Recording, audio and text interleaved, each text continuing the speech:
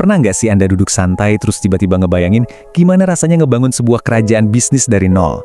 Maksud saya bukan cuma sekedar bisnis kecil-kecilan buat nutupin tagihan bulanan ya, tapi bener-bener sebuah mesin bisnis raksasa. Buat kebanyakan orang, itu mah cuma mimpi yang mustahil kan? Kayak sesuatu yang cuma ada di film-film aja. Tapi justru disitulah serunya. Hari ini kita bakal bongkar habis 5 step rahasia mendapatkan omset ratusan miliar per bulan langsung dari sumber materi yang benar-benar luar biasa. Jadi, siapkan diri Anda, mari kita bedah materi ini dalam-dalam dan lihat gimana perjalanan yang katanya mustahil ini sebenarnya punya peta jalan yang sangat jelas. Nah, pertanyaan terbesarnya sekarang adalah begini. Gimana caranya Anda nyetak pendapatan sampai miliaran rupiah? Gimana ceritanya seseorang yang awalnya mungkin buta sama sekali soal bisnis, tiba-tiba bisa ngebangun empire atau kerajaan bisnis yang begitu masif? Nggak mungkin kan itu semua terjadi dalam semalam pakai sihir. Pasti ada langkah demi langkahnya. Kalau kita tarik mundur ke belakang, kita bakal nemuin sebuah pola yang berulang. Apa yang bakal kita kupas tuntas hari ini adalah peta jalan pasti dari scaling sebuah bisnis. Semacam tangga yang mau nggak mau harus dinaiki oleh setiap pengusaha besar. Tapi tunggu dulu, sebelum kita mulai naik tangga itu, kita harus pegang satu pepatah yang super penting ini. Jika Anda ingin berlari cepat, berlarilah sendirian. Tapi, jika Anda ingin berlari jauh, berlarilah bersama tim. Ini tuh benar-benar mengilustrasikan filosofi dasar yang wajib Anda miliki. Ini fondasinya teman-teman. Anda nggak bakal pernah bisa nyentuh angka ratusan miliar per bulan kalau Anda terus-terusan memaksakan diri kerja sendirian. No way. Anda mutlak butuh tim. Anda harus belajar mendelegasikan tugas. Tolong simpan baik-baik pepatah ini di kepala Anda ya, sambil kita jalan ke langkah-langkah berikutnya. Kita mulai dari anak tangga pertama ya. Level 1, bekerja sendiri atau sering disebut the solo grind. Di tahap ini, status Anda adalah self-employed. Apa artinya? Artinya Anda kerja sendirian tanpa karyawan sama sekali. Bayangin aja, semuanya serba cepat, serba panik. Anda yang balas chat pelanggan, Anda yang packing barang, Anda yang nyatat pembukuan, Anda juga yang jadi kasirnya. Bener-bener lari ke sana kemari karena 100% operasional bisnis ada di pundak Anda seorang. Coba perhatikan angka 3 miliar ini. Kalau Anda masih di level 1 tadi, ngerjain semuanya kali solo, mencoba nembus omset sampai 3 miliar rupiah sebulan itu, ibarat nabrak tembok beton. Mentok bos, hampir mustahil. Kenapa? Logikanya gampang. Seberapa banyak sih barang yang bisa Anda jual kalau Anda sendiri yang harus ngepak semuanya? Tangan cuma 2, waktu cuma 24 jam sehari. Otomatis, fisik dan waktu Anda terbatas banget. Di titik inilah banyak banget orang yang akhirnya burnout atau kelelahan parah.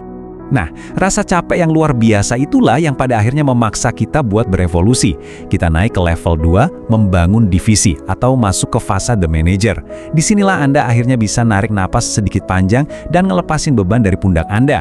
Anda mulai berani rekrut 1 atau 2 karyawan pertama. Ada transisi besar di sini. Anda bukan lagi sekedar pekerja teknis yang mandi keringat tiap hari, tapi Anda mulai bertindak sebagai seorang manajer seutuhnya. Anda mulai membangun fondasi struktur perusahaan yang benaran. Terus, apa syaratnya biar Anda bisa lulus dari level 2 ini? Anda wajib banget ngebentuk 7 divisi vital ini. 1.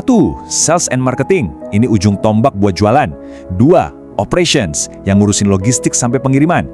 3. Finance. Nah, ini krusial banget buat ngatur cash flow, uang masuk dan keluar. 4. Accounting, buat nyatet laba rugi biar tahu bisnis ini sehat atau enggak. 5. Administration, yang ngurusin legalitas, HRD dan perizinan. 6. Production atau purchasing, untuk produksi atau kulakan barang. Dan terakhir yang ke-7, business development, yang mastiin perusahaan Anda tetap relevan sama zaman. Poin pentingnya gini, sebagai owner, Anda mungkin udah nggak ngerjain ini semua pakai tangan Anda sendiri, tapi Anda wajib paham ke-7 hal ini.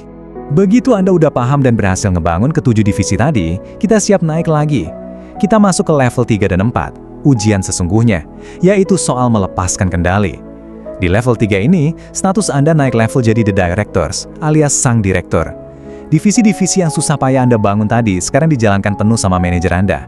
Manajer inilah yang nantinya laporkan Anda, dan tugas Anda cuma satu yang paling penting, ngambil keputusan. Coba deh lihat perbandingan ekstrem ini. Di level 1, Anda manual ngerjain semuanya. Keringetan, stres, nggak punya waktu. Tapi begitu Anda nyentuh level 3, wih, beda banget. Anda duduk tenang, ngopi, ngevaluasi laporan dari manajer, lalu bikin keputusan strategis by data. Rasanya tuh lega banget. Anda benar-benar udah pindah dari fase hustle sendirian yang bikin stres tingkat dewa, ke fase di mana Anda bisa menikmati struktur manajemen eksekutif yang jalan dengan mulus. Tapi, jangan senang dulu.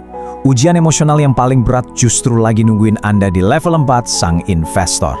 Buat naik level ini tuh susahnya minta ampun. Anda harus bisa nemuin sosok pemimpin yang ibaratnya kloningan DNA Anda sendiri. Seseorang yang punya visi dan etos kerja yang plek ketiplek sama, supaya bisnis itu bisa meledak pertumbuhannya bahkan saat Anda lagi liburan. Kenapa ini berat banget? Karena bisnis ini kan bayi Anda ya. Anda yang ngerawat dari nol berdarah-darah. Tapi di level 4 ini, aturannya cuma satu dan super tegas. Anda nggak boleh kerja di dalam bisnis itu, titik. Anda cuma boleh baca laporan keuangan. Nyerahin bayi Anda buat digedein sama orang lain itu benar-benar ujian mental tingkat tinggi. Dan kalau Anda ternyata punya kedewasaan mental yang cukup buat ngelewatin level 4 itu, selamat. Anda akhirnya nyampe di puncak tertinggi. Level 5, pengusaha sejati, di Ultimate Master. Di fase ini, Anda udah bukan lagi operator sebuah bisnis. Peran Anda udah bertransformasi total jadi seorang investor visioner yang ngelihat peluang dari atas kayak helikopter view. Anda udah sangat paham gimana anatomi sebuah bisnis yang sukses itu bekerja. Terus apa kerjaan pengusaha di level 5 ini? Konsepnya tuh simple banget, tapi impact-nya gila. Mereka bakal nyari bisnis yang konsepnya bagus tapi salah urus. Nah, mereka beli tuh bisnis yang lagi makeup-makeup itu. Contoh paling gampang, restoran. Makanan enak tapi kok sepi. Karena si pengusaha level 5 ini udah jago, dia beli tuh restoran. Dia acak-acak dan beresin manajemennya, dia bikin marketingnya viral sampai yang antri mengular. Lalu, ini bagian paling serunya. Dia jual lagi restoran itu dengan margin untung yang ugal-ugalan. Beli bisnis nyaris mati, permak, jual mahal. Itulah esensi dari The Real Entrepreneur. Oke, mari kita tarik napas sebentar dan recap perjalanan kita ngelewatin kelima anak tangga tadi. Ini adalah peta jalan komplit supaya Anda nggak mati kelelahan dan sukses ngebangun kerajaan bisnis. Langkah 1, self-employed, ngerjain semuanya sendiri. Langkah 2, jadi manajer, mulai bikin divisi. Langkah 3, jadi direktur, tugasnya cuma ngambil keputusan dari laporan. Langkah 4, jadi investor, nyari kloningan diri sendiri biar sistem jalan otomatis. Dan di puncaknya, langkah 5, The Real Entrepreneur, beli, perbaiki, dan jual bisnis buat nyetak cuan raksasa. Dan dari semua yang kita bahas tadi, ini bermuara pada satu pertanyaan krusial buat Anda. Di level manakah Anda berada saat ini? Dari bedah materi kita hari ini udah jelas banget ya, nyetak omset ratusan miliar per bulan itu bukan hasil simsalabim atau sekedar hoki. Itu adalah struktur yang dibangun setahap demi setahap. Jadi saya mau nantang Anda nih buat merenung sebentar. Apa sih hambatan terbesar di level Anda sekarang? Dan apa satu langkah paling berani yang bakal Anda ambil besok pagi buat naik ke level selanjutnya? Terima kasih udah ngikutin bedah materi ini sampai akhir. Semoga ulasan hari ini ngebuka pikiran Anda. Dan ingat, teruslah melangkah naik.